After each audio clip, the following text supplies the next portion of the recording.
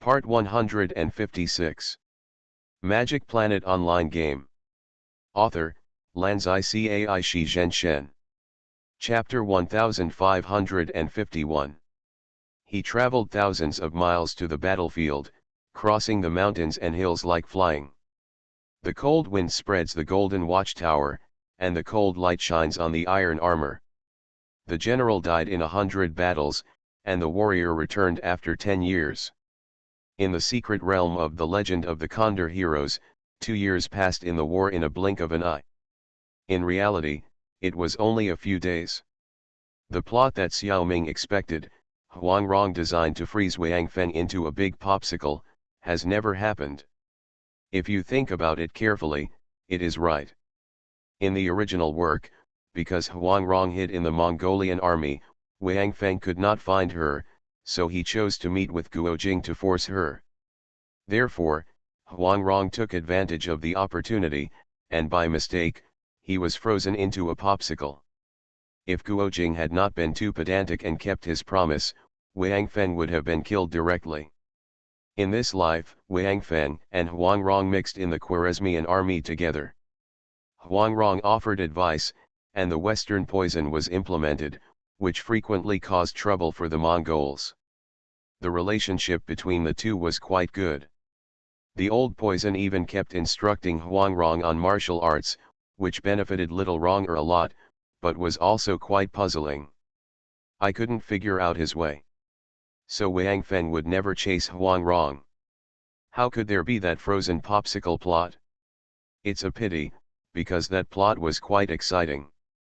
According to the records in The Strange Man on the Far Island, the Mongolian army began its first westward expedition in 1219. In less than a year, it captured many important towns including Samarkand, the capital of Khwarezm, and destroyed Khwarezm. The war went very smoothly. Although Khwarezm had an advantage of more than 2 times in terms of military strength, its strategy and tactics, as well as the level of officers and soldiers, were far inferior to the battle-hardened Mongols. The defeat was not surprising. Afterwards, Genghis Khan did not withdraw his troops, but continued to march westward, plundering various places in Khwarezm, and won consecutive victories. It was not until the end of 1223 that he returned to Mongolia. 4 years later, Genghis Khan died. In this life, in the secret realm of the game, due to the tacit cooperation between Nancy Ren and Huang Rong, the Mongolians did not fight so smoothly. The Mongolians divided their troops into several routes, and the right army led by Guo Jing fought the most smoothly, without encountering any difficult battles. The enemy was too weak, and the troops of each army could not stop the foolproof 3-axe designed by Nancy Ren for Guo Jing's troops. Knowing that Guo Jing was powerful, Wang Feng and Huang Rong would not run to the right army of Mongolia to use the decapitation tactic, and the old poison did not want to give away ordinary people's heads. However, the other Mongolian armies were not very happy. The Western poison was angry with them. There were often first-class generals who commanded thousands of soldiers and died in the melee.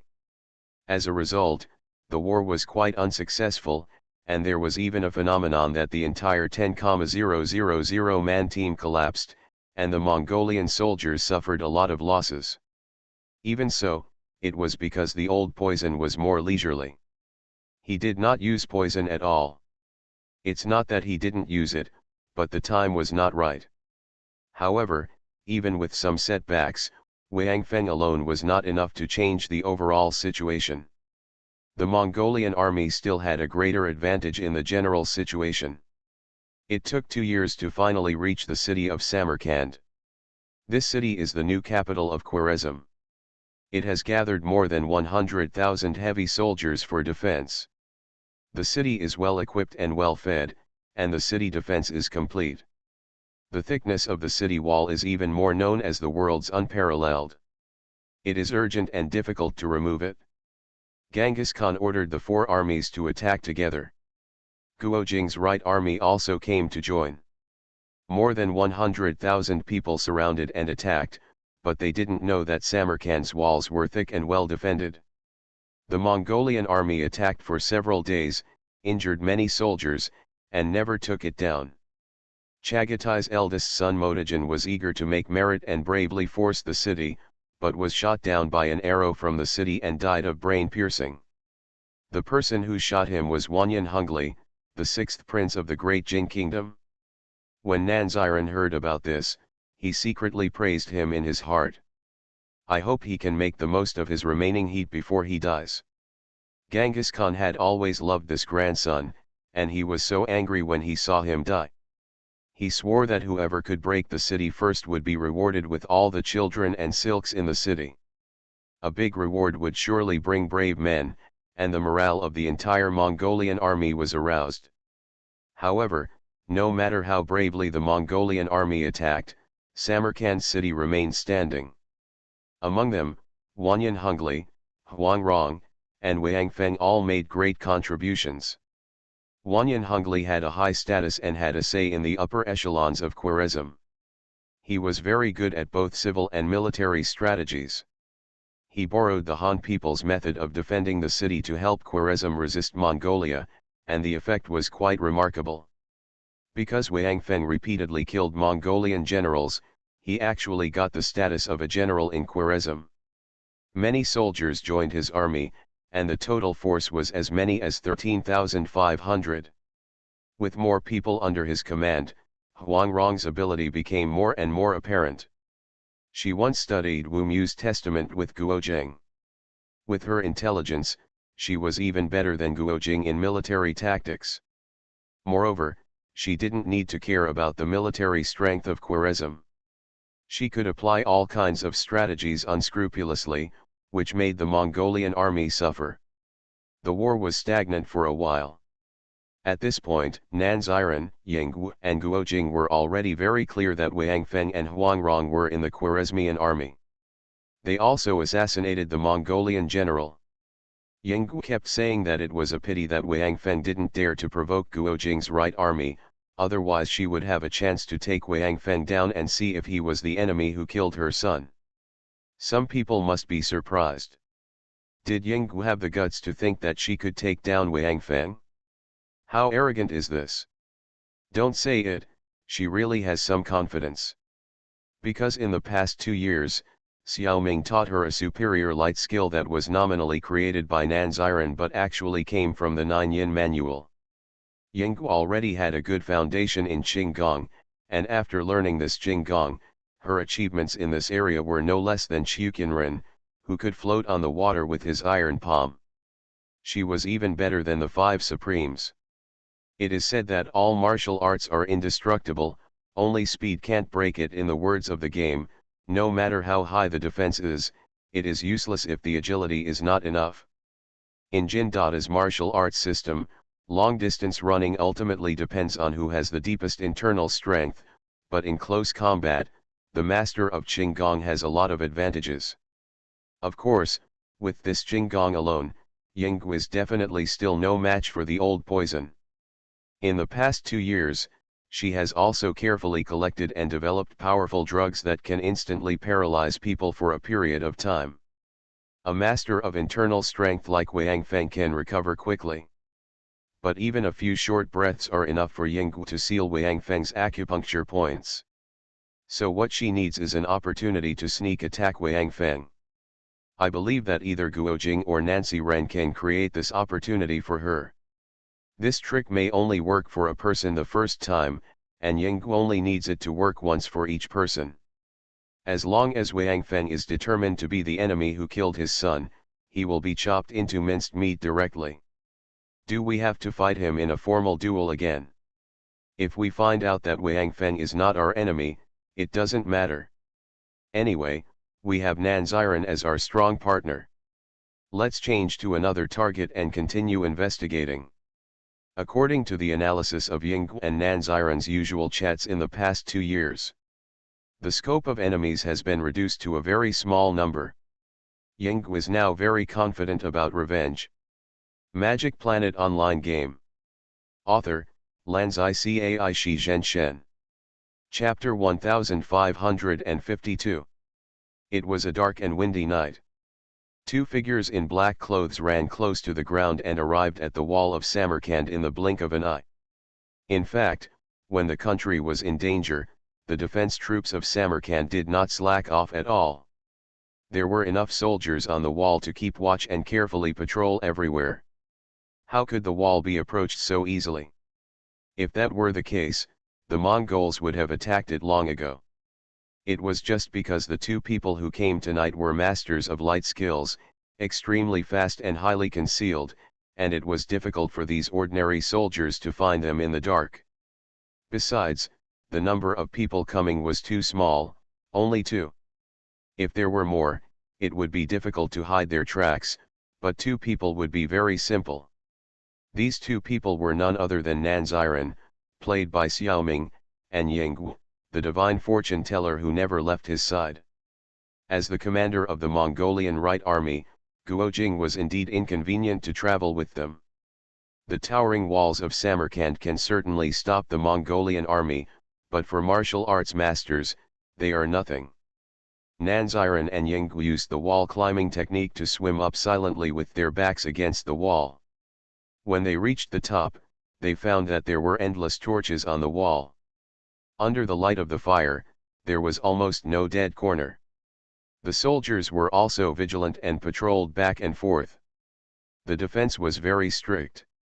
However, Xiaoming only slapped a few palm winds, and the flames of several nearby torches immediately swayed, and the surroundings were dark. The soldiers hurried to protect the torches. Once they went out, they had to relight them, which was very troublesome. Everyone's attention was focused on the torches for a short time. Taking this opportunity, Nanziren and Yinggu rushed over the wall with two whoosh. Swim down along the wall on the other side again. The next step was simple. Find two lone Khwarezmian soldiers, knock them out, tie them up, cover their mouths and hide them. Take off their clothes and change them. The two of them can walk around in the city. Xiaoming went into Samarkand at night only to find two people to discuss the next cooperation work. One is Huang Rong, the other is Wanyan Hungli. Wang Feng is not so important at this time. To be honest, it is better not to see him, otherwise, after Yinggu finds out that the old poison is not the enemy who killed her son, I don't know if there will be any trouble. But it is not possible not to bring Yinggu, she herself does not agree. Xiaoming had to pray to God, game system, silently. God really gave face. The first acquaintance that Nanziren met on this trip was Wang Feng, the Western poison. Xiaoming originally came to find Huang Rong and went to the camp of Wang Feng's troops, but Wang Feng was not willing to let Huang Rong leave his side, and she ran away if she was not careful. So except for Rong's private moments such as taking a bath and going to the toilet, the old poison was almost always there. Even in that embarrassing moment, he was not too far away. Although Xiaoming's martial arts skills have surpassed Wang Feng, they are not particularly significant. He is not yet able to avoid him and establish contact with Huang Rong alone. He was discovered as soon as he arrived in the military camp. In the dark, Wang Feng and Nanziren stood opposite each other, each accumulating momentum. A woman stood behind each of them. Yinggu saw Wang Feng's figure and immediately realized that this was not her enemy. The warrior also knew that she might have been fooled by Nanziren. After all, she and Nanziren had discussed it no less than 100 times in the past 2 years. She had said that the assassin's figure was short compared to ordinary people. Compared with Wang Feng's figure at this time, there was no connection at all. Yinggu almost turned her face. But after thinking carefully, the revenge plan designed by Nanziren was quite reliable in general, and there was no fraud. And he also taught extremely high light skills, which did not seem to be deceiving herself. Just based on this point, she could not turn her face. Thinking about the tone of Nanziren's words in the past, Yinggu was also a smart person, and immediately understood the intention of this leader of the Beggars sect and the League of Heroes. He was just afraid that her martial arts were not good enough, and if she went to seek revenge rashly, she would be easily killed by the enemy. and Nanziren's affairs were too important, and he couldn't split himself. What does this mean? It means that Nanziren still intends to personally help her to take revenge. With this top master following him, he is naturally not afraid of any enemy. The 2 years of living together day and night were not spent in vain. Even a piece of ice would be warmed up, right? Not to mention Yangwu, who is a very passionate person. Therefore, she withstood this test of her character, said nothing, and just stood silently behind Nanziren to express her support. The little wronger opposite was not so reserved. She had been with Wang Feng for the past 2 years. Although the situation was under her control, she still kept the string in her heart and dared not relax. Seeing that the fourth master finally appeared, she was overjoyed for a moment, and shouted "Fourth master," and ran over directly around the West Poison. The old Poison was attracted by Nanziren's powerful momentum, and he couldn't stop it at this time. Once he was distracted and attacked Huang Rong, Nanziren's 18 dragon subduing palms would attack him with all his strength, and he would definitely suffer a great loss. Besides, he was actually reluctant to hurt little Huang Rong. As I said, the 2 years of living together were not spent in vain. Most of the love that Wang Feng had for Wang Ke was transferred to Ronger in the past 2 years. Some real feelings were formed. When he saw Huang Rong running away, Wang Feng's first thought was not "oh no." The hostage ran away. The Nine-Yin manual flew away such anxious and regretful emotions. But Ronger is such a heartless little girl, I treated her well in vain, this kind of old father's jealous feeling. For a moment, the West Poison felt confused. He secretly said, "Not good, when fighting against a master, how can you not concentrate?" If Nanziren suddenly attacked at this time, he would be at a disadvantage. Sure enough, the opposite Nanziren shrugged his shoulders, and it was obvious that he was about to attack. At this critical moment, a pleasant voice like an aureole was heard, and the situation on the scene immediately turned from cloudy to sunny. It turned out that Ronger said the first sentence to Nanziren, "Uncle Wang is very good to me, really. Please don't fight with him, okay?" The West Poison felt his eyes sour and almost burst into tears. Such a cruel and evil man actually lost his mind in an instant because of a warm word from little Ronger. If Nanziren seized this opportunity to attack, I am afraid that Wang Feng would definitely not escape. However, Xiaoming is best at feeling the true emotions of others. No one knows the mentality of the West Poison better than him. He really couldn't take advantage of someone's misfortune at this time. There would definitely be no fight tonight.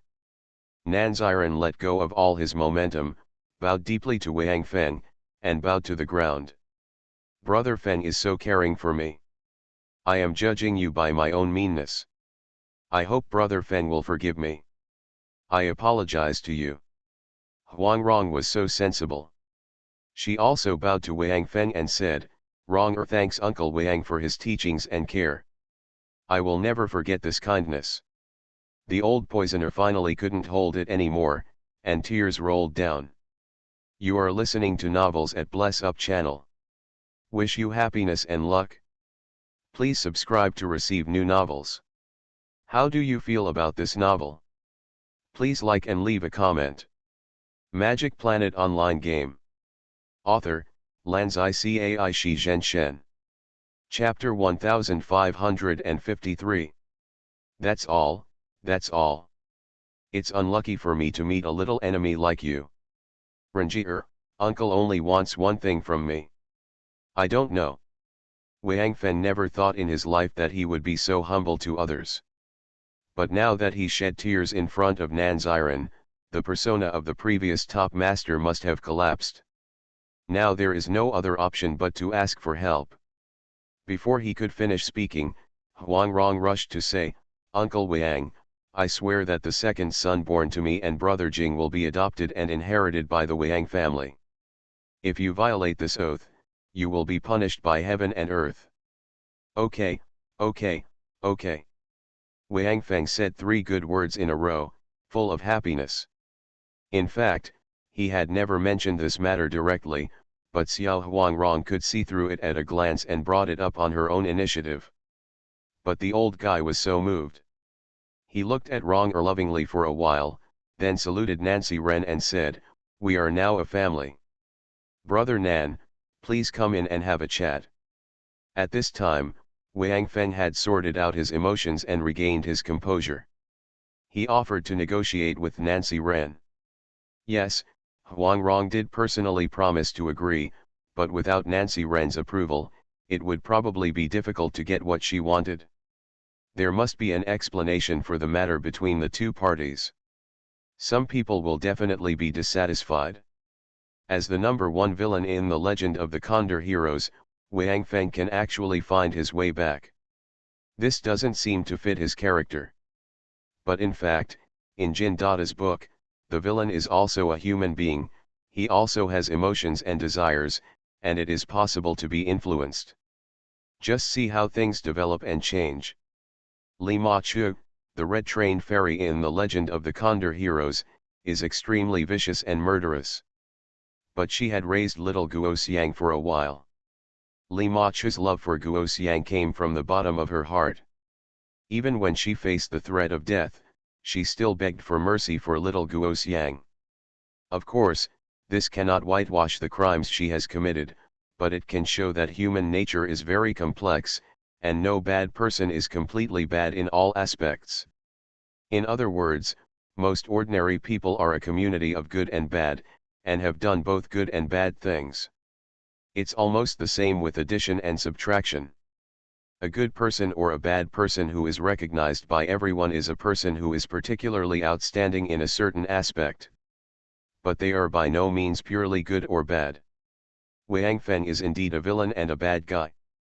All the bad and evil things he did had only one purpose, which was to win the Huashan sword competition and become the best in the world in martial arts.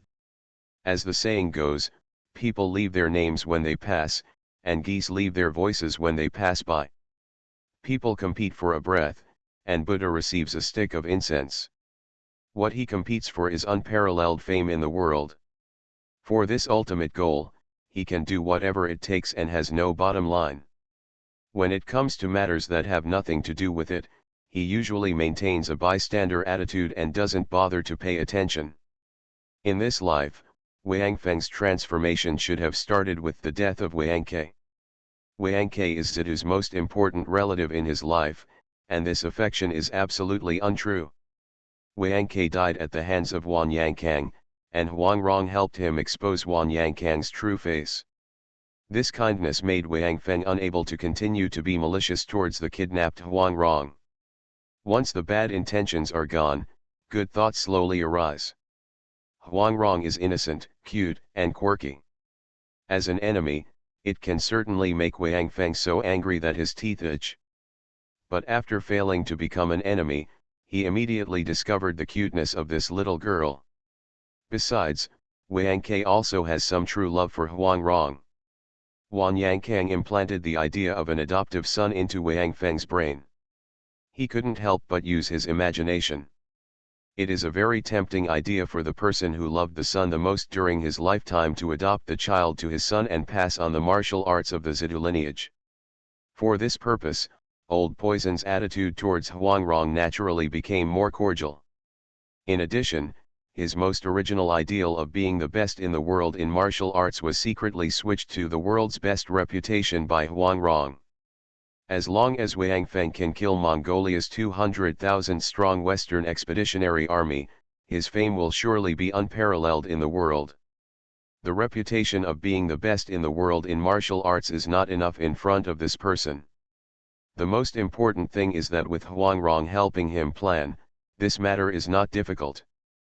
At least it's much easier than becoming the best player in the world. Therefore, he no longer regarded Nan Ziren, Huang Yaoshi, Hong Qigong, and others as serious problems. The person who played a decisive role in this was Huang Rong. Huang Rong in the original work is undoubtedly a good person, but her character is a bit cunning and weird, and she can't even suffer verbally. It was all done by Huang Yaoshi. How can a little girl run away from home after being spoken to by her father? In modern times, she would be a rebellious girl. In the original work, after Huang Rong was caught by Wang Feng, she quickly used Wang Feng's character traits to design her escape. This was quite the right choice, but it also deepened the antagonism between her and Zidu. In this life, Huang Rong's character was still quirky. However, due to her long-term practice of the secret of immortality, she became calmer, more rational, and insightful of human feelings. In particular, Nancy Wren instilled some modern ideas and broadened my horizons. She is also willing to do whatever she can for the Han people. The little girl is still very caring. After knowing what kind of suffering the people would suffer if the Mongols invaded China, it was normal for her to be willing to help. The Huangrong in the original work had to wait more than 10 or 20 years before she could develop such feelings under Guojing's long-term influence. After Huangrong was sure that she would not be harmed by Wang Feng, she adopted different strategies to guide the old poisoner according to the changes in the situation. After 2 years, she finally led half of his body to the right path. The most critical opportunity was the moment when Nan Ziren appeared. At that time, if she really turned against the West poison, Wang Feng would immediately turn back to the big villain he used to be. Let's see who is more cruel and ruthless. However, Wronger in this life had already discovered that Wang Feng wanted her to adopt her son to Wang Ke. This matter is certainly important to Wang Feng, but it is also very beneficial to Huang Rong. At least it can eliminate the threat of Wang Feng, a top master, to his own personnel. After agreeing to this matter, Wang Feng will never have the intention to kill Huang Yaoshi, Hong Kigong, the old naughty boy, the 7 monsters of Jiangnan and others again. They are all relatives of the same era, so why fight? It should be noted that the two sides have not yet formed an irreconcilable hatred. Wang Feng did it, but fortunately everyone is safe. In the original novel, Wang Feng killed 5 of the 7 freaks of Jiangnan, and the hatred became absolutely irreconcilable. In this life, no one is dead, even Tan Chujuan of the 7 sons of Quan Zhen is alive. This relationship can be completely eased. All Wronger has to pay is the title of a son. Wang Ke is dead, and the child will still be with her, just changing his surname. The East Evil faction doesn't care about such trivial matters. Besides, Wang Feng's martial arts are extremely high, and he can pass on his martial arts to his family. This is clearly us taking advantage of the West poison. Therefore, Huang Rong was able to say the most correct words at the right time. Completely changed the position of the West poison.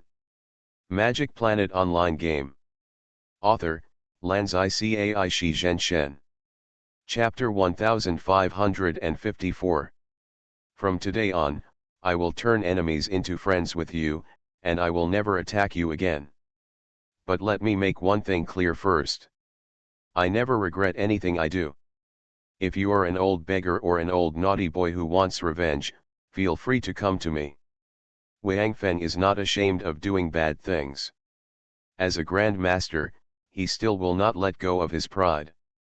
Even if he turns his enemies into friends now, he will not apologize for the things he did before. In his opinion, everyone is a member of the Jianghu, and fighting and killing is normal. I can hurt you, that's my ability. If you have the ability, come and take revenge, I will take it. As for the big villain, it's already good that he's not our enemy. Xiaoming never expected him to wake up and change his past. Originally, Xiaoming planned to use Wang Feng's residual energy as much as possible in this battle. After the battle was over, it would be his death. I didn't expect such a change at all. It can only be said that Xiao Huangrong's power is really too great. It is in line with the truth that all wild beasts die in the hands of beautiful women. He. While there is no mortal enmity between the two parties, it would be nice to turn enemies into friends. Xiaoming once again used his principle of uniting all forces to fight against the biggest villain. Facing the Mongols who are about to trample the entire Eurasian continent, Xiaoming needs more help, especially now. The Battle of Samarkand will be a big drama, and Xiaoming plans to take this opportunity to inflict maximum damage on the Mongols. We've already used Wanyan Hongli, let alone Wang Feng? As long as Mongolia can be settled, the Southern Song dynasty and the League of Legends can be given room to survive, and the Han people can escape this disaster. Personal grudges can be temporarily put aside. Brother Feng is really generous, that's it. At this point, Nancy Ren paused, feeling that the title Brother Feng was a bit awkward and could always be associated with some kind of plastic surgery. You must not say this to Wang Fengming, otherwise he will fall out immediately. While he wasn't paying attention, he quickly connected to the following. In this battle, I will work together with Brother Feng to bury the 200,000 Mongolian troops and make Brother Feng famous in the world. The specific plan is this. In fact, there is not much to explain to Wang Feng. Xiaoming just explained the general plan clearly to avoid accidentally crashing the car. It will be troublesome if your own people beat your own people. The tedious work is not suitable for him to do. When the decisive battle comes, he will just follow the plan arranged by Xiaoming and kill the Mongolian senior officials. After the explanation, Xiaoming added, after the event is completed, Brother Feng will have great achievements with me, the descendants of the Yan and Huang dynasties. I accidentally got some skills, and I am willing to ask Brother Feng to taste them. Wang Feng was overjoyed when he heard this.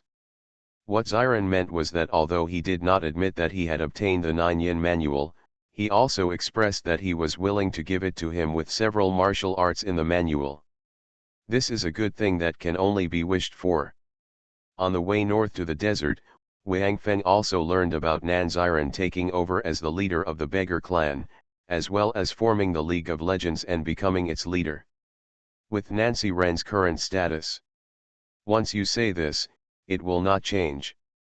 Zidu didn't even have to worry about Nan Ziran being clever and fooling him with some low-level martial arts skills. Because I really can't afford to lose that person. Besides, the relationship between the two parties was originally very good.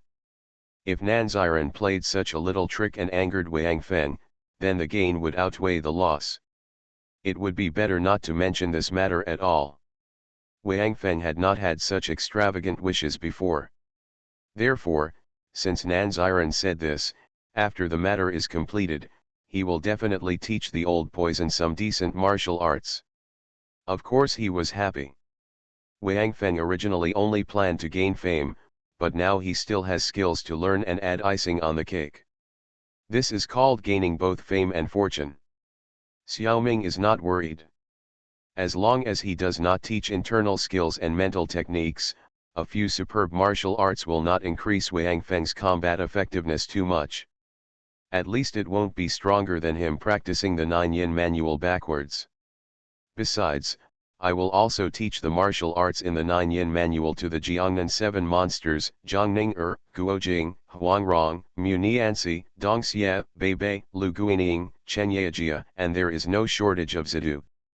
Although his strength has become stronger, our strength has increased even more.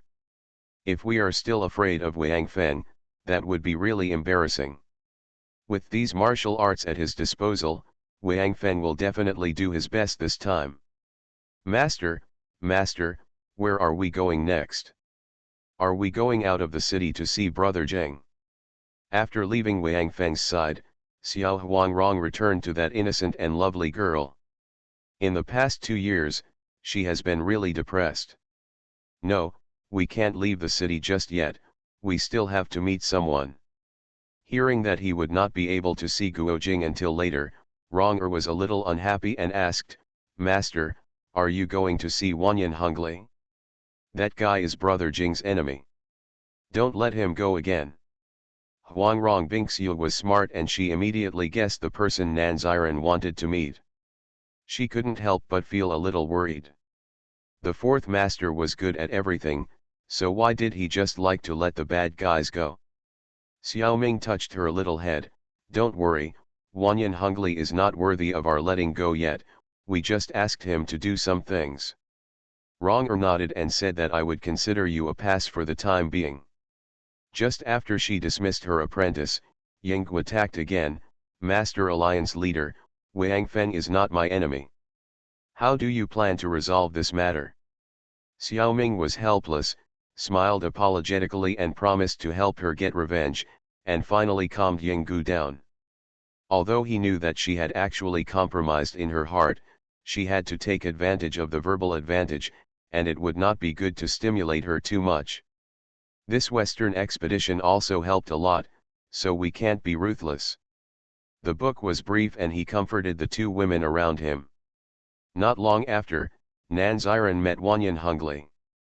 He was placed in a mansion near the royal palace in Khwarezm. Due to his many contributions in the battle to defend the city, people from all walks of life in Khwarezm admired Wanyan Hungli. He was worthy of being the prince of a great country. He was just capable. This mansion was also awarded to him for this reason. There were local soldiers volunteering to guard inside and outside the mansion, which showed how famous it was. But these small fry could not stop Nanziren and the other two. The three of them went directly into Wanyan Hungli's study. He was still looking at the city defense map and working hard. Not only were there the personal soldiers of the palace serving him, but Liang Ziweng and Ho Tonghai were also here with him. When they saw Nanziren, everyone knew him and hurriedly stepped forward to salute him. It turned out that Wanyan Hungli came here to do things for Nanziren, and the masters of Zhao Wangfu naturally had to support him. Ghost Gate Dragon King Shatongtian and Thousand-Handed Butcher Peng Lianhu, both of whom are in charge of many brothers, cannot stay out for a long time. Shatongtian's apprentices, the four Yellow River Ghosts, the eldest soul-breaking knife Shen Qinggang, the second chasing life spear Wu Qingli, the third soul-stealing whip Ma Qingxiang, and the fourth death axe Jian Qingjian, are not very capable.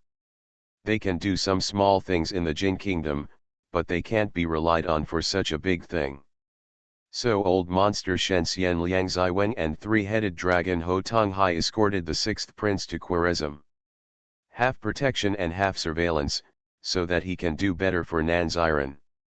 If they lose the battle, they can still pull Wanyan Hungli out with their martial arts. They don't know that Nanziren intends to let Wanyan Hungli die here.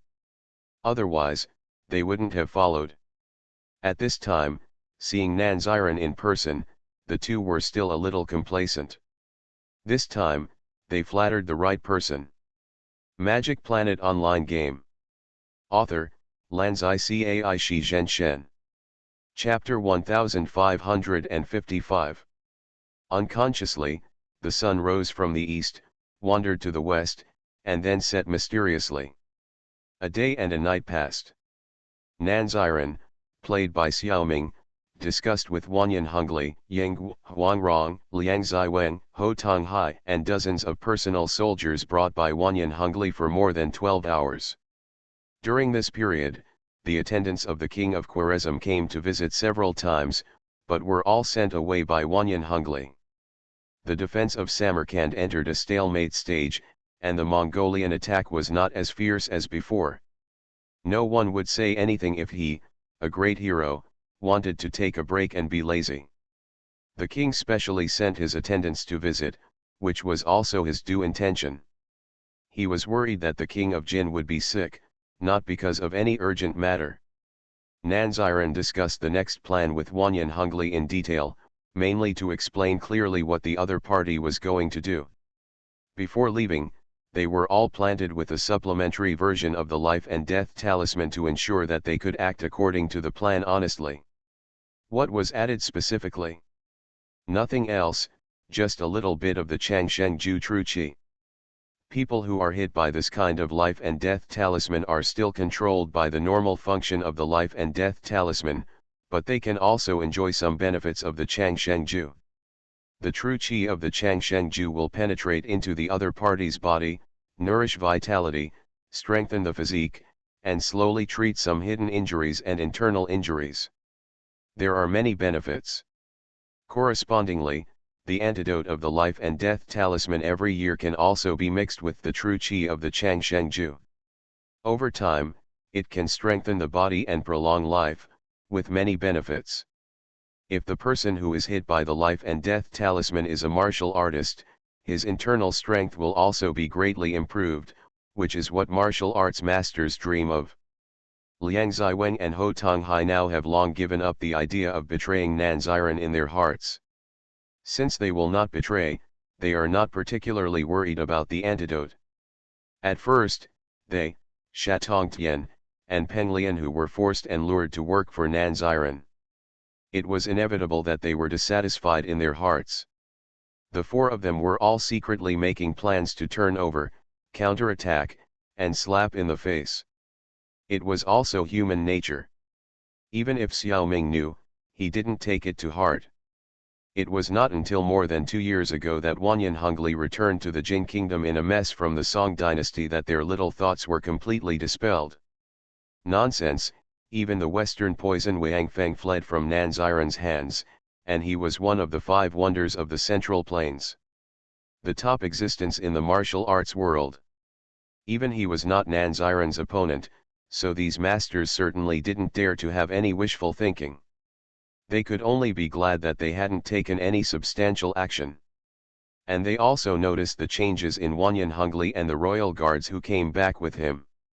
In the past, although Wanyan Hongli was also doing things according to the general direction set by Nan Ziren, Shatongtian and others could sense some undercurrents.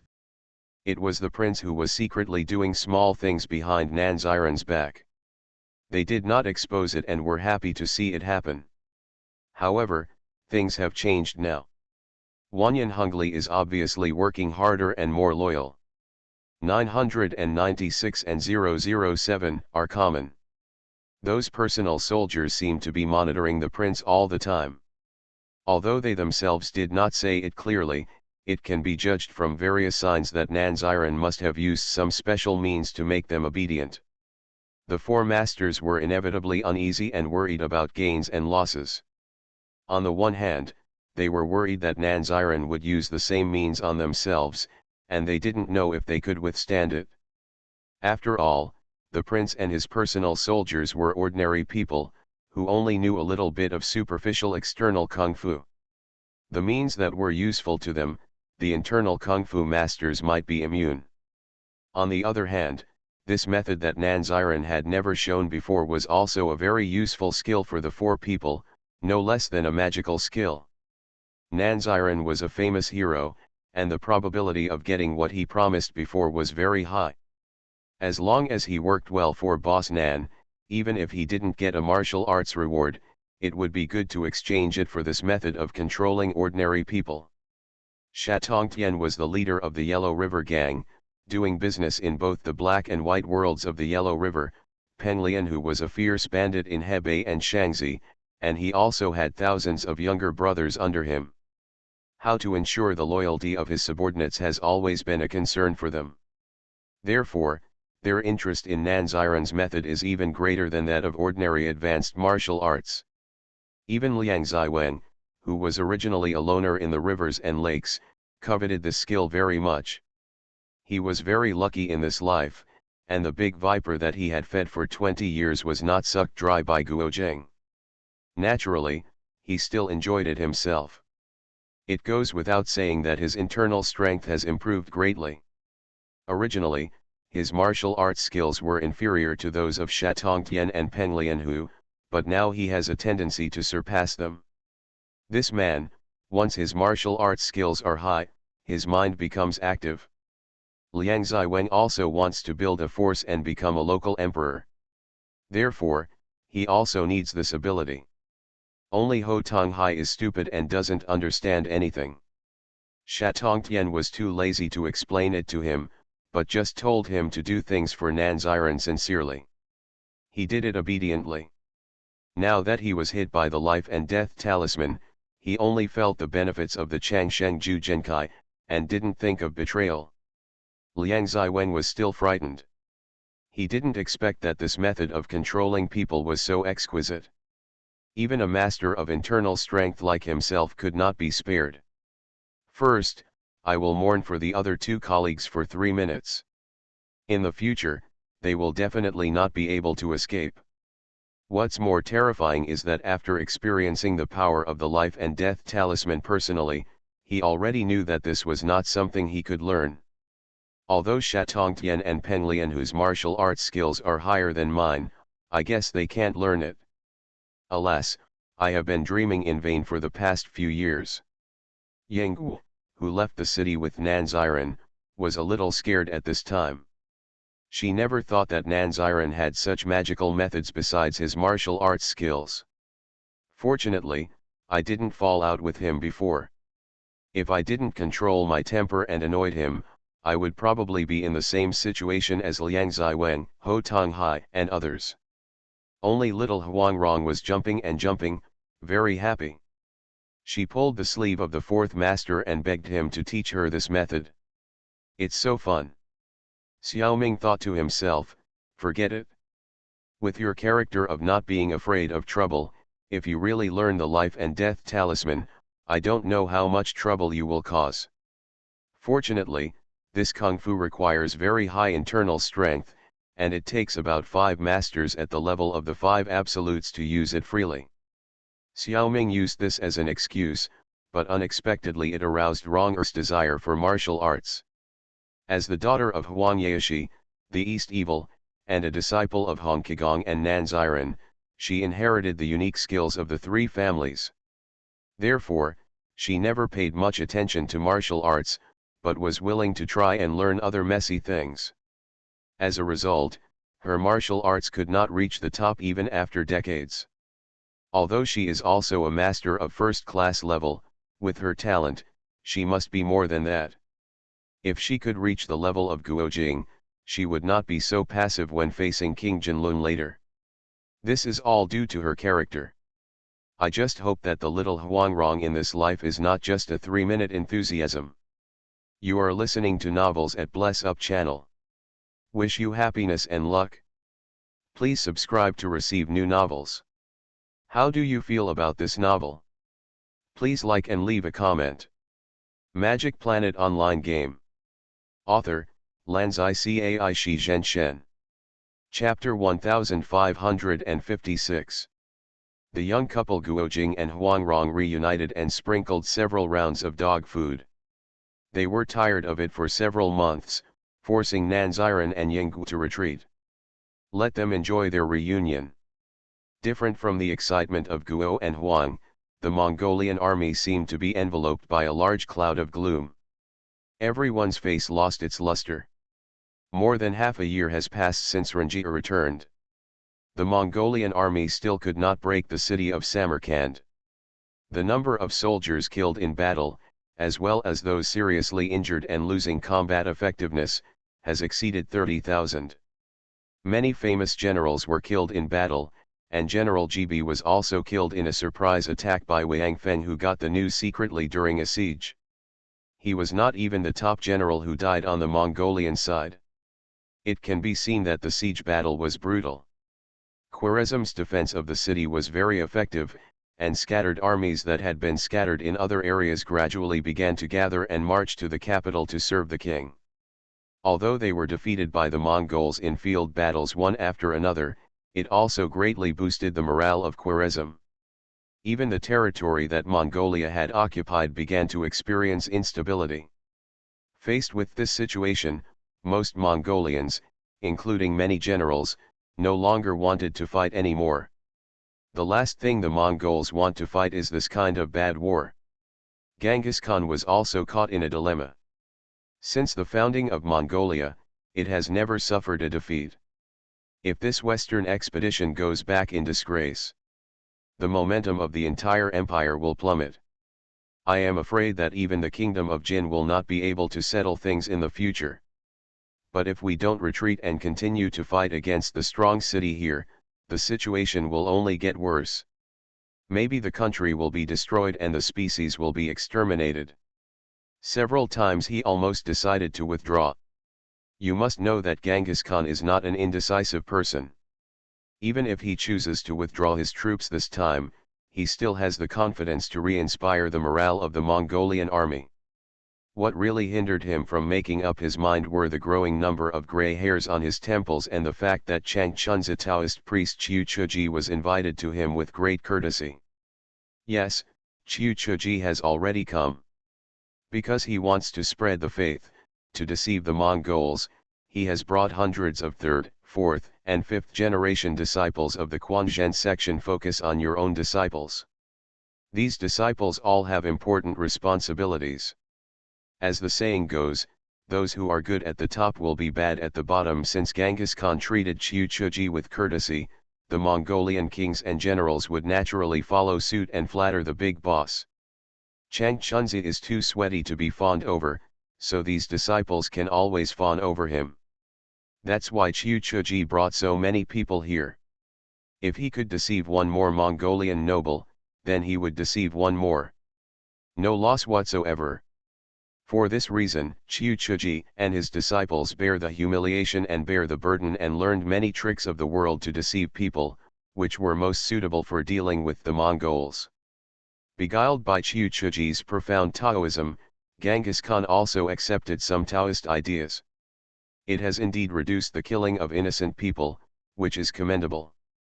At the same time, Genghis Khan was also brainwashed by the pie painted by Changchunzi, that is, the dream of visiting the Queen Mother of the West, asking for flat peaches, and immortality. That's why I haven't been able to make a decision. He was afraid that this time would be his last chance. He is now nearly 60 years old. If he retreats, he may not have a chance to conquer the West next time. Just when he was in a dilemma, Boshu, Guojing, and Tuolei came together to offer a plan. This strategy is exactly the one used by Huangrong in the original work, sending a large force to glide into Samarkand from a high altitude with the help of parachutes. As long as any city gate can be opened, victory is guaranteed. Following Nanziran's instructions, Guojing first went to find Tuolei and Boshu, and after careful discussion, he formally presented his plan to Genghis Khan. Everyone thought he wanted to avenge Master Zhe's farewell. However, Guojing, who had been taught by Nanziran for a long time, already understood that since he was on the battlefield between countries, Jibi's death could not be regarded as hatred.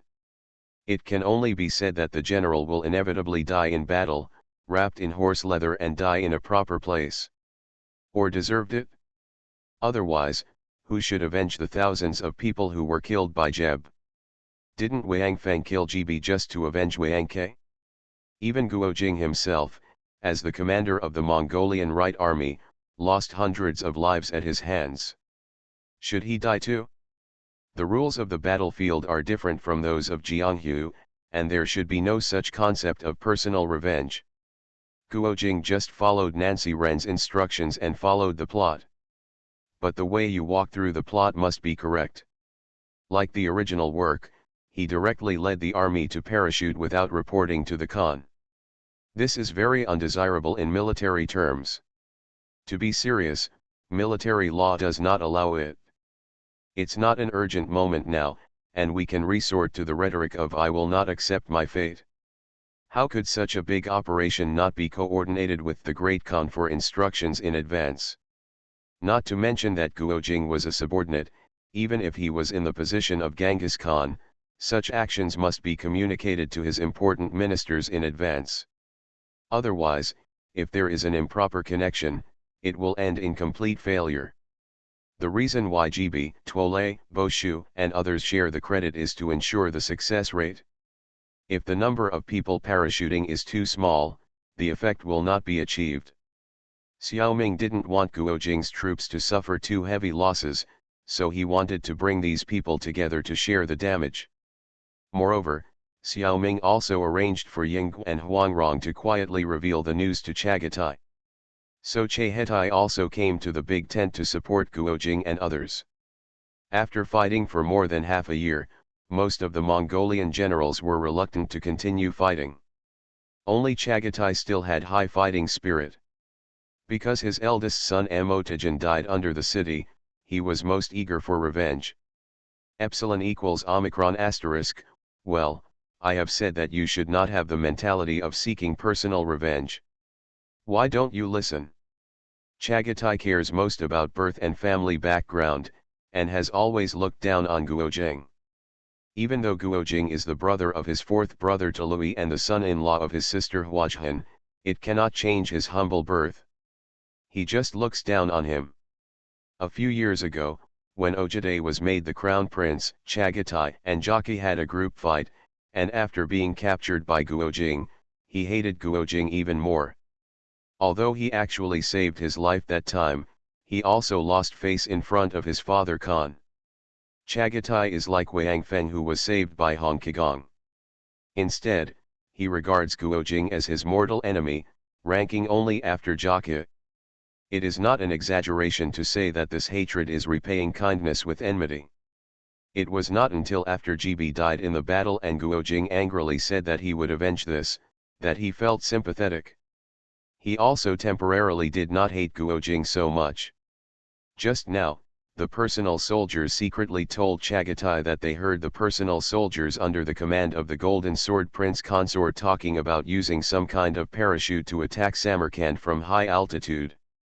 It sounded very detailed, as if the success rate was very high. Chagatai was so happy that he went crazy. To be honest, he didn't care much about whether the Western expedition was successful. He only wanted to break through the city and kill Wanyan Hongli for revenge. Not only because of the pain of losing his son, but more importantly, he wanted to regain his face, otherwise he, felt, would never be able to hold his head up in the Mongolian army. Magic Planet Online Game. Author, Lanzai Cai Shi Zhenshen. Chapter 1557. Fourth brother, you don't have to go. I will send out two 10,000 man teams under my command, and we will definitely be able to capture the city, Chagatai said with great promise. That attitude did not take Tului seriously at all, and as for Guojing, the son-in-law, he did not even mention him. He actually wanted to take all the credit for this battle. Borshu was Genghis Khan's best friend, and Chagatai had no right to ignore him. However, Borshu's status was too high, and he no longer commanded the army, so he did not participate in this competition. Chagatai still remembered that when his son Motajan died in battle, Genghis Khan once said that whoever led the vanguard to break the city would have all the gold, silver, and women in the city. Therefore, unless it was absolutely necessary, he did not want to share the fruits of victory with anyone, even his younger brother and brother-in-law. Genghis Khan frowned slightly. It was not that he did not like Chagatai's performance of competing for credit. This kind of competitive behavior was encouraged in the army. This was especially true in the Mongolian army. What the Khan was really worried about was the problem of military strength. 20,000 people parachuting into Samarkand, is that really enough? This is a one-time deal. If the first airborne troops flew into the city, they would not be able to open the city gates due to insufficient numbers or poor organization. Not only would Chagatai's 20,000 troops be wiped out, but Khwarezm would definitely be prepared for targeted defenses. Next time, this idea would not work. So Temujin looked at his son-in-law Guojing with an inquiring look, which meant that this idea was yours, so tell me. All the eyes in the tent were also focused on Guojing. Borshu didn't care, he didn't need to grab this task. But Tului was determined to grab it. He believed that his Enda would definitely be on his side. Chagatai was even more furious at Guojing. However, in front of his father Khan, he didn't dare to say threatening words openly, so he could only give a fierce look to convey his meaning. You useless Han boy, watch your words. If you speak to me today, I will be generous and let you go in the future. Otherwise, I will kill you. This kind of threat is useful for most people. Others may not be really afraid of Chagatai himself, but they are still very wary of his identity as a prince. It also makes Chagatai mistakenly believe that this is his own deterrent power. Little did he know that he was just pretending to be powerful. Jockey, who has the same identity, was never afraid of him. Other princes and generals were not afraid of Chaghatai's fighting power, but Genghis Khan. Guojing is a person who only respects the truth. Even if his martial arts are not good, he is never afraid of anyone's threats. In the original book, even if his martial arts are not good enough, he dares to fight Wanyankang, the Black Wind twins, Huang Yaoshi, Wang Feng, and even Genghis Khan. He is really a man of iron. It can't be steamed, boiled, pounded, fried, and it's a copper P. Chaghatai's eyes are just a threat, so don't take it seriously at all. Besides, Chagatai is such an extremely selfish person that even if Guojing speaks in his favor, he will think it is his duty. He will not have the intention of reconciliation at all. In the future, a little thing will make him target Guojing again. Such a person is not worth helping at all. Guojing said according to the answer he had designed before, Khan. This is the first time our army has implemented airborne tactics, and there are too many variables. We must ensure that there is no mistake. I think at least 40,000 to 60,000 people should be sent to have a chance of winning. And the more our troops are scattered into Samarkand, the more they can contain the movement of enemy soldiers in the city, making it easier for us to open the city gate. The Mongolian army has only 200,000 people in total. After removing the losses, there are only hundreds of thousands now. Guojing wants to put 1/3 inches. It is also a gamble. If the bet is lost, these tens of thousands of people will not be able to get out and will be completely wiped out in Samarkand. With such heavy losses, the Mongolian army can only retreat. Genghis Khan thought about it and stopped Chagatai, who wanted to refute Guojing. He made the final decision. Very good. According to Guojing's plan, you and Chagatai's troops will each send 20,000 people, and Tului's troops will send 10,000 people. Immediately make that parachute, gather on the top of the mountain tonight and wait for my order, and set off together. And, Borshu, you will arrange for the other troops to join the battle.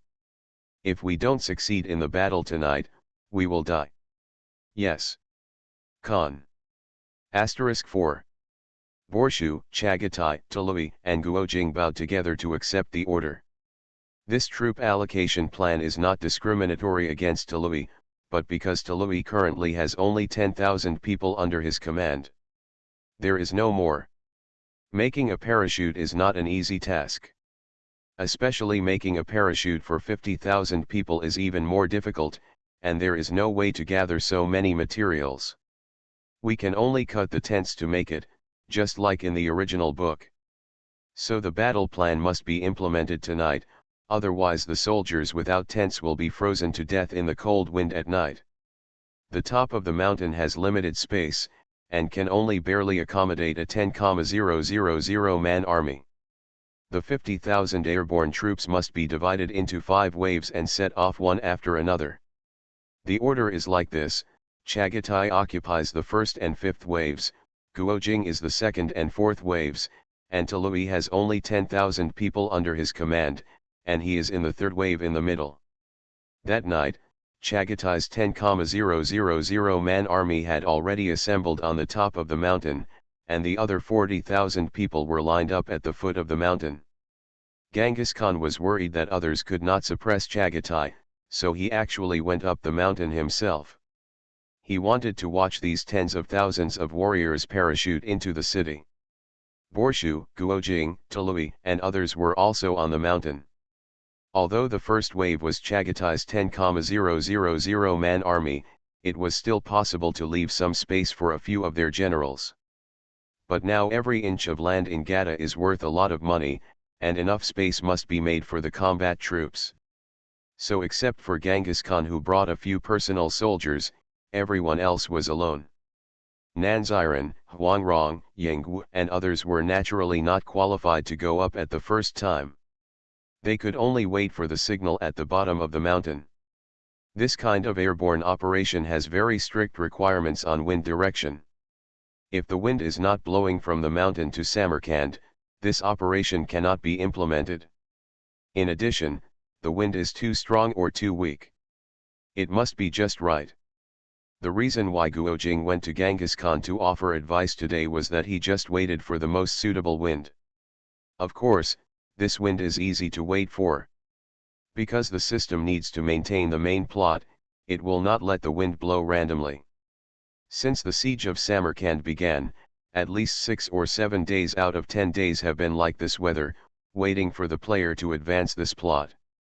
Who would have thought that the plot, which was only a few months in the original novel, was dragged to 2 or 3 years.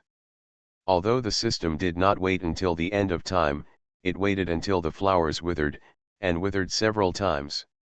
Looking at the sky, it was like 1,000 flowers blooming, tens of thousands of soldiers, carrying parachutes, drifting towards Samarkand with the wind. What a famous scene! Seeing this scene with her own eyes, Nanziran couldn't help but feel a little emotional. Her own plan also began. Magic Planet Online Game. Author, Lanzai Cai Shi Zhenshen. Chapter 1558. 50,000 people jumped down from the top of the mountain in batches. In fact, the signal was not given until almost all of Chagatai's 10,000 troops had flown out. The second wave of Guojing's 10,000 troops began to climb up along the special ladders that had been set up long ago. After climbing to the top of the mountain, they had to make arrangements before they could set off. At this time, Chagatai's first 10,000 troops had already fallen into the city and started fighting with the defenders. After almost all of the second wave had jumped down, the third wave of Tului's 10,000 troops had just started to climb up. And so on. It really took a lot of time. Let's put it this way, it was 2 hours later that all 10,000 troops fell into the city. Chagatai, Guojing, Tului, and others all airdropped with the troops. Despite the dangers, the Mongols would not fight a war in which the subordinates went to battle while the main general stayed in a safe area, even if they were princes and sons-in-law.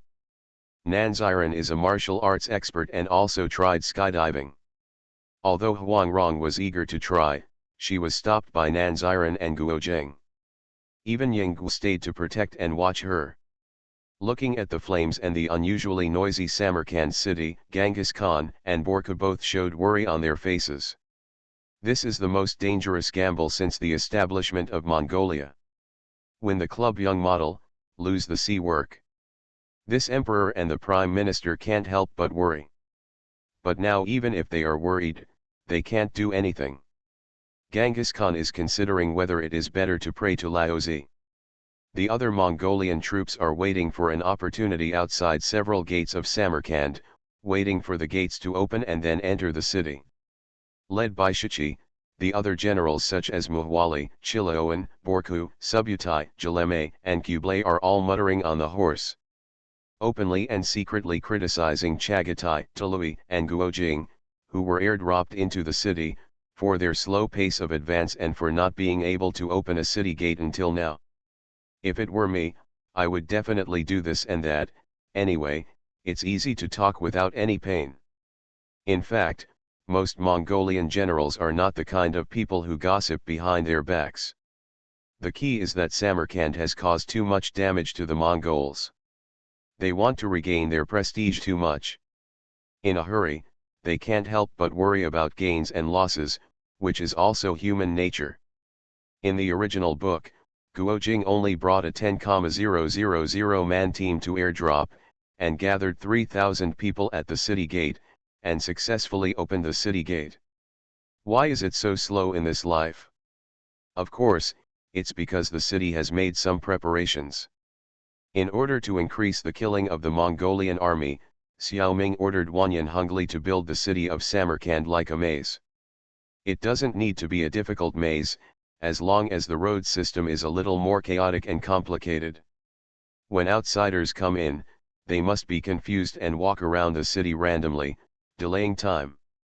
The people in the city were already familiar with the roads and would not be confused at all.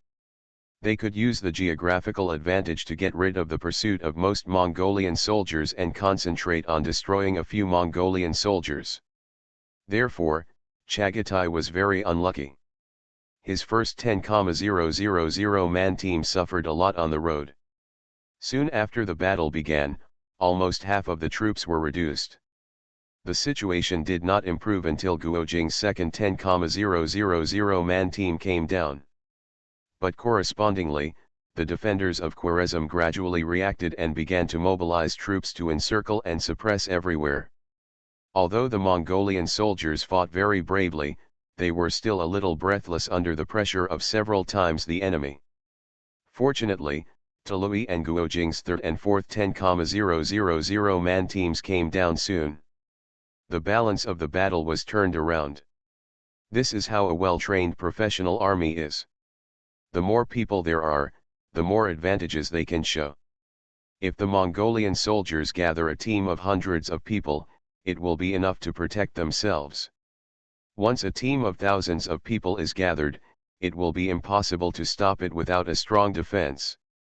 Teams gathered at the city gates one after another, and 2 city gates were opened almost at the same time. Tului and Guojing opened one each. Chagatai was still in a bitter battle. Tului was lucky enough, and he happened to meet Nanziran. With Nanziran's martial arts, he quickly helped him integrate a force of more than 3,000 people and opened a city gate. Guojing's martial arts were also high enough at this moment. He had increased his skills of Changshengju by at least nearly 3 years. He was no less powerful than Qiuqianren in using the left and right fighting. He also opened another city gate in about the same time. The Mongolian army outside the city, which had been waiting impatiently for a long time, saw the city gates open, shouted in unison, raised torches, and charged on horseback. Thousands of troops swarmed into Samarkand like locusts. Genghis Khan and Borsche saw several lines of fire entering the city from outside the city, and then began to spread in all directions of the city. Finally, a smile appeared. The most difficult part of the siege of Samarkand was the city defense. As long as they could rush into the city, victory would be secured. The two hurried down the mountain and began to enter the city leisurely under the escort of the last 10,000-man team in the Mongolian camp.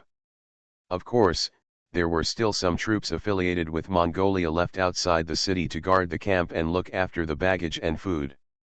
After the complete victory, they were also responsible for capturing the Khwarezmian soldiers and civilians who escaped from the city.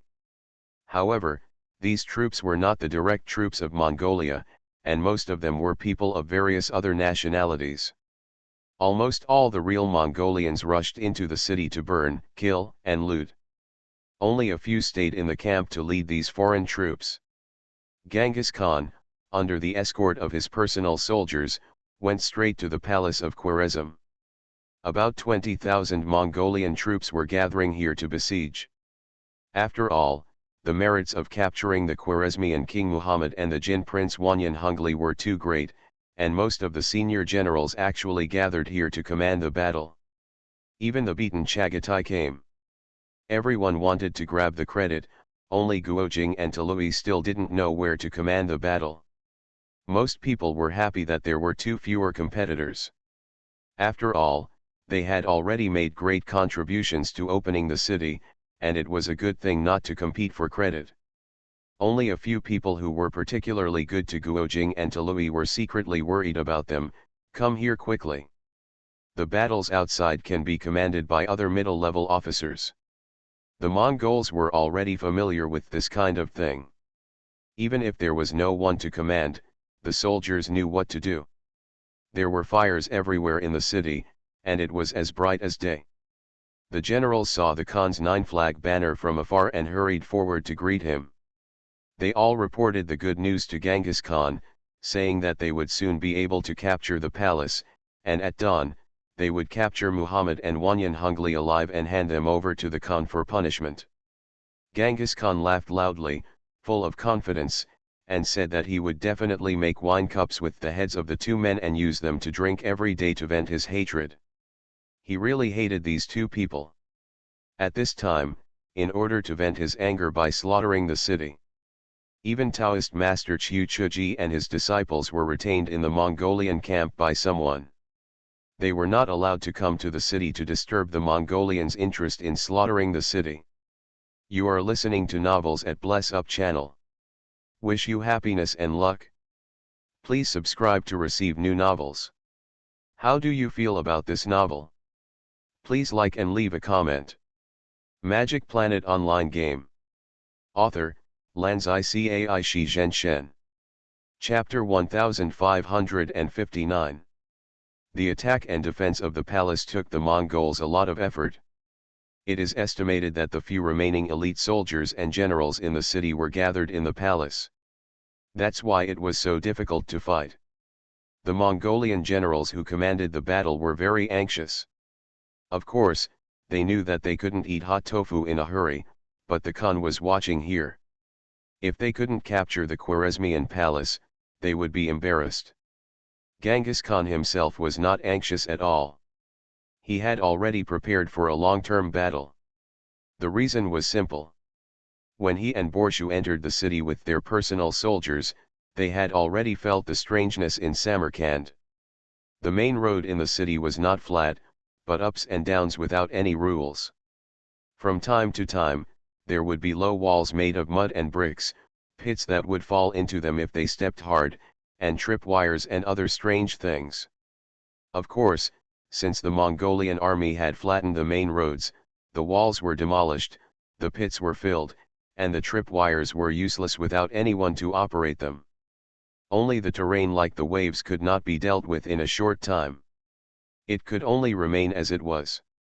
Such an arrangement was obviously prepared for street fighting. The uneven road surface was the biggest obstacle for the Mongolian army, which was all on horseback. It was difficult for the rapidly advancing cavalry to judge the road conditions. If they were not careful, they would lose their horses and fall to the ground, and neither the people nor the horses would survive. There were many corpses of Mongolian soldiers and horses lying on the main road. Khwarezm originally had a large number of cavalry, but the siege had lasted for more than 2 years, and there was not enough fodder in the city to support so many mounts. Most of the horses and camels had already been slaughtered for meat. Now only a very small number of horses were maintained, and they were all in the palace and would not come out. Now, the army of Khwarezm was almost all infantry, and this terrain had little effect on them. It was very uncomfortable for the Mongolian cavalry. The 50,000-man parachuted troops were lucky. Since it was impossible to parachute with horses, they were directly infantry after entering the city. Therefore, they were not affected. The Mongolian army that entered the city later was the worst. Since even the roads were prepared for street fighting, the palace and other areas would definitely not be unprepared. So Genghis Khan knew that the battle would have to last for a while. However, this kind of street fighting would only bring greater casualties to the Mongolian army, but it would not change the overall situation of the war. Since the city gate has been opened, the outcome of this battle is clear. He doesn't care about spending a little more time. This is indeed the case. The battle lasted from the sunrise to the sunset, and it took almost a day and a night. Even Genghis Khan, a veteran of many battles, began to lose energy and felt a little sleepy. In fact, he could go to sleep, but Temujin still forced himself to stay awake. Because according to the report from the front-line soldiers, the Mongolian army had broken through the heavy defenses and trapped the king of Khwarezm, Muhammad, and the sixth prince of the great Jin dynasty, Wanyan Hungli, in a hall. The Mongols were besieging at all costs, and they thought that they would be captured in no time. Genghis Khan still planned to see the heads of these two enemies as soon as possible. Sure enough, soon someone shouted loudly, "Report! Our army has killed Muhammad in the front and captured Wanyan Hungli alive." Genghis Khan was overjoyed when he heard the words and waited happily. After a while, he saw dozens of Mongolian soldiers in the distance, dragging a corpse and escorting a person with both hands tied behind his back. Among the escorting soldiers, Genghis Khan could still recognize a few, who seemed to be the personal soldiers of his eldest son Jaki and his second son Chagatai. The old father's head began to hurt again. It was a good thing to catch the culprit, but this great achievement seemed to be achieved by both sons. This is bound to trigger a new round of disputes. I will have to quarrel and make myself restless again. But that is all for the future, so now we should quickly accept the fruits of victory. Genghis Khan cheered up, put on airs, and waited for his subordinates to offer prisoners. Muhammad and Wanyan Hungly were still very generous.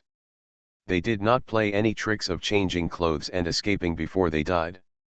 They were still wearing luxurious clothes, but they were already covered with blood and mud. Genghis Khan had never seen Muhammad, but someone under his command had seen him before.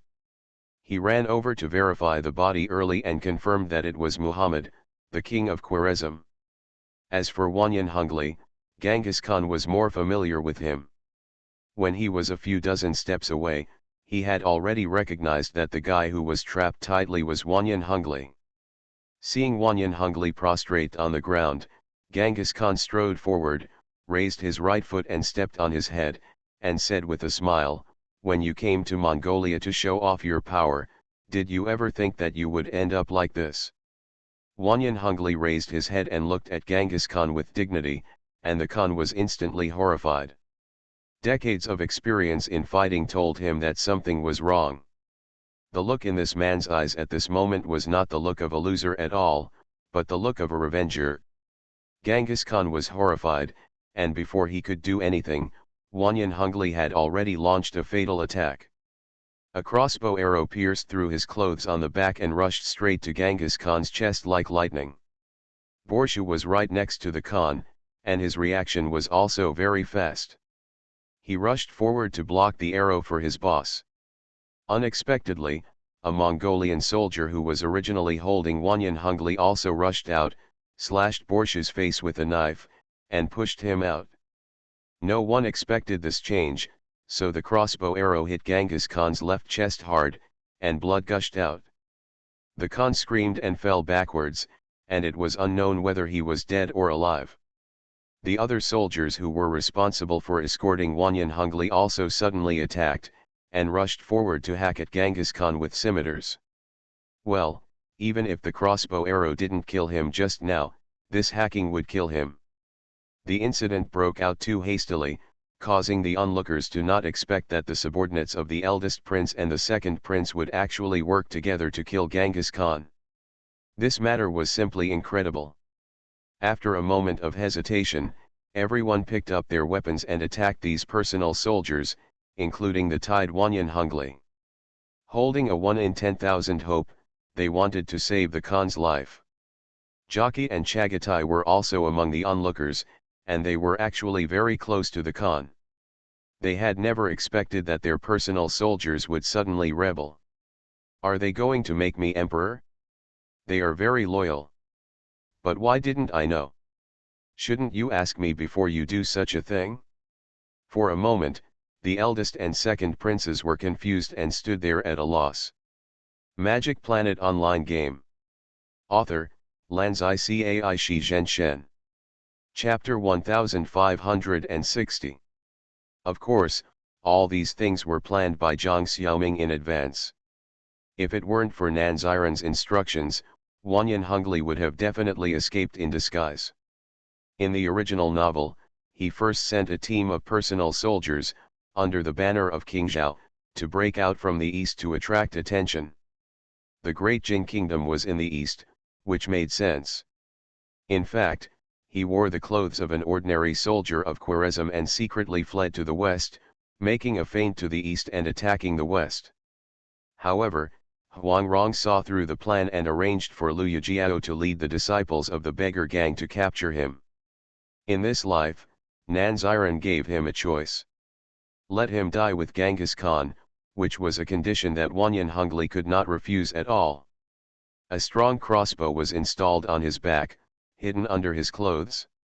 And his hands were tied behind his back, which could not only dispel the suspicion of the Mongols, but also facilitate him to operate the strong crossbow secretly. Due to the lack of space, the crossbow was very small and the range was not far. It must be very close to ensure the hit rate. The crossbow arrow was actually coated with Wang Feng's poison. Not to mention being shot in the heart, even if a layer of skin was scratched, as long as blood was seen, Genghis Khan would not be able to escape. Of course, he killed Genghis Khan in the Mongolian army, and this life was definitely not saved.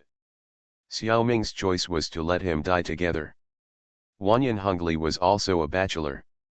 After thinking about it, he felt that this strategy had a high success rate, so he readily agreed. After all, it could save the Jin dynasty. In addition, from Wanyan Kang's mouth, he knew that he was Guo Jing's father's murderer, and Guo Jing was Nan Ziren's favorite disciple. So Wanyan Hongli always knew that his final fate was that he would be killed by Guo Jing. If he could resist Nan Ziren, he would definitely not sit and wait for death. But the huge power of the life and death talisman made him know that he was powerless to resist. Nan Ziren was able to arrange such an ending for him now, which actually took great care of Wanyan Hongli. Let him end up as a hero who saved the Jin dynasty and Khwarezm, which is a worthy death, more important than Mount Tai. Wanyan Hongli readily agreed. He also took this opportunity to ask Nan Ziren not to hurt Wanyan Kang. Seeing his true feelings for Wanyan Kang, Xiao Ming was reluctant to tell him that the young prince had died, so he should not have any regrets before he died. In other words, if this strategy is to succeed, there must be someone trusted by the Mongols to act as an insider and bring Wanyan Hongli to Genghis Khan.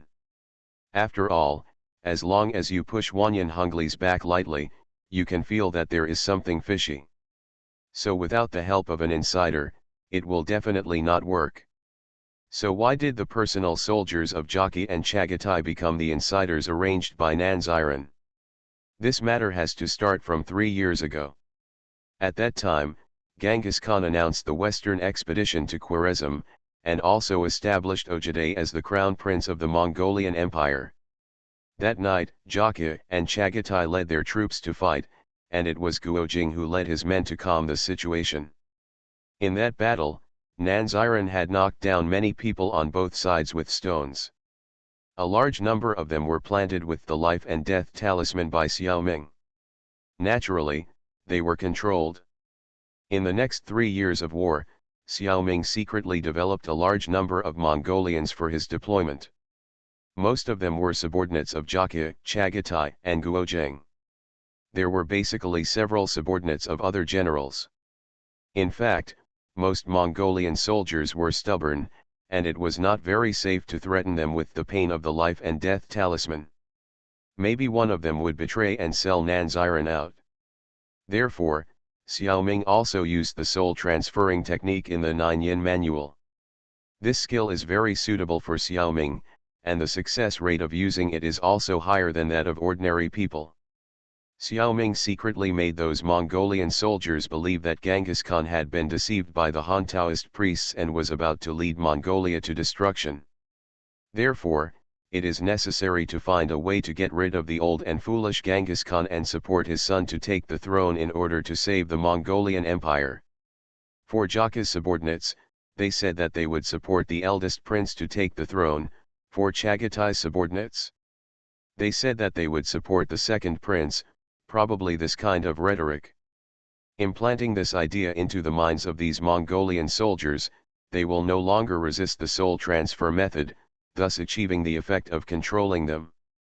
There are also a few people with very strong wills, who are not afraid of the life and death spells, nor are they affected by the soul transfer method.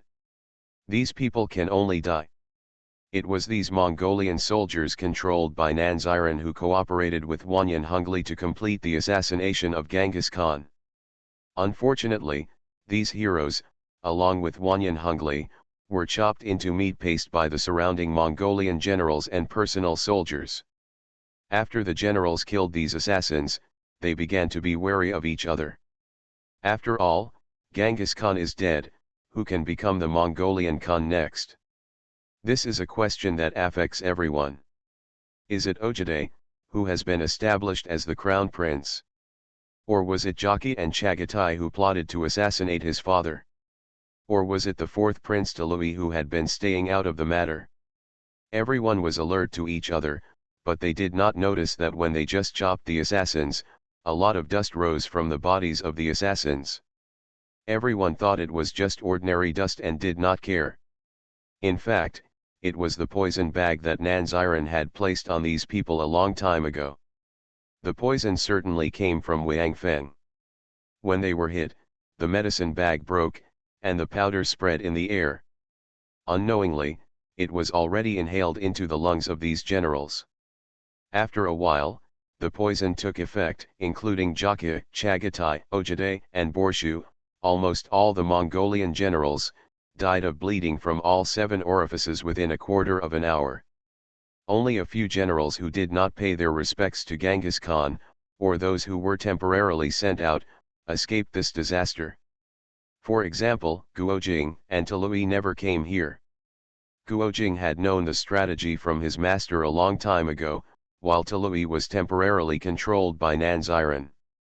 He is still needed to make a transition. The Golden Sword Prince Consort wanted to be the Mongolian Khan, but it was still a little short of it. Genghis Khan's prestige was too high, and the next Khan must be his son. Therefore, it could only be Tolui. He met all the conditions. First, he was young and the easiest to control. The other princes were already adults and it was difficult to change. Secondly, Tolui had been an Anda with Guojing, and this brotherhood was not false, and he did not discriminate against the Han people. His character was okay. Finally, the 7 freaks of Jiangnan had once taught Tolui some superficial martial arts, which was also a kind of incense. It was really a bit unbearable to let him die like this. Let him be the Mongolian Khan for a while, and Nanziren can control him from behind. Xiaoming has a few tricks to control people. So it was no coincidence that Tolui met Nanziren during the airborne operation. Xiaoming took the initiative to find him.